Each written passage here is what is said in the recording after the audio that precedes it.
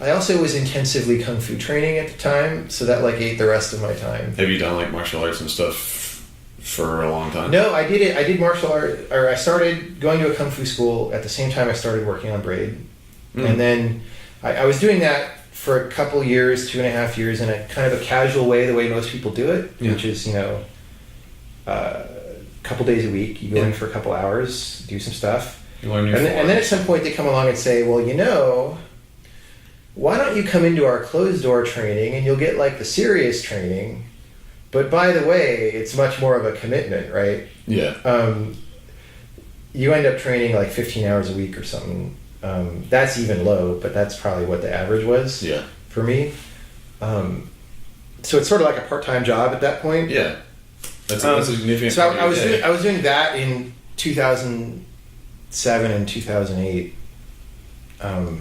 So when Braid shipped, I was actually in the most intensive part of that. That was interesting. Yeah. I mean, was that something that you felt like you desired as a release? But the reason I brought that up, is before we go on, is sure. Most people, when they have a successful game that makes money and stuff, they'll okay, now I can just go travel the world or just relax and leave. And I couldn't do that because I was in this intensive part-time job. I see. So, and that was going to be going for like another 1.5 years at least. Like it was a multi-year commitment. So it's like, well, why didn't I start another game while I'm here? Right. Yeah. Was it just something you were interested in because it's a very different discipline to what you are normally doing on a computer and stuff? Or? Yeah. And I don't know, I just really liked it. I didn't like it that much at first, but I tend to not give up on things. And once you get kind of good at it, it's just really interesting. It puts you... So, I grew up as a very nerdy nerd, right? Actually, it turns out, looking at old pictures of me and stuff, I always had a relatively physical body type, but I never understood that. Yeah. I always thought of myself as like super scrawny nerd, and everyone around you thinks of you the way you think of you usually, right? Like you just radiate that. Yeah. And so, I got picked on in school all the time, and I was used to like being that person who like wouldn't, if somebody started a fight with you, you just kind of give up or run away. Like, what do you do, right? Yeah. And so that's fine, but then there's always some existential worry. Like, what if I had to protect someone or something really bad happens? I am helpless in that situation, right?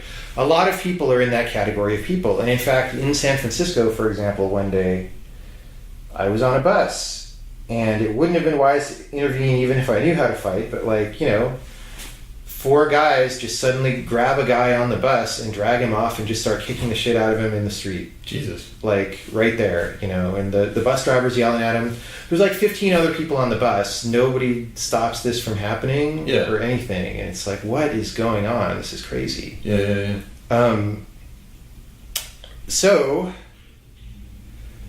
the interesting thing about it, one of the most motivating... There's several things that are really good, right? But one, the end part of this anecdote is just that it moves you into a different class of person where, like, anytime you fight, it's dangerous, right? So even if you know how to fight, you could easily lose or get hurt or whatever. Yeah.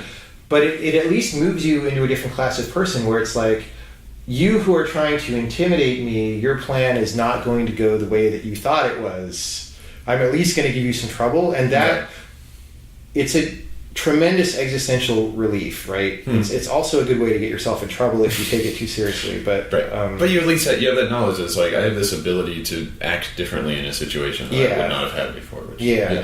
And then and that fade. Like I haven't done kung fu training for a while because I got in a car accident, and so that ability fades over time. So now if I got in a fight, I don't know what would happen, but it would be better than when I was in high school or something. Yeah. But the other part about it is, it just gives you better physical abilities. So like, I like going out dancing a lot and stuff, and you just have way better balance and coordination. Especially from doing Tai Chi,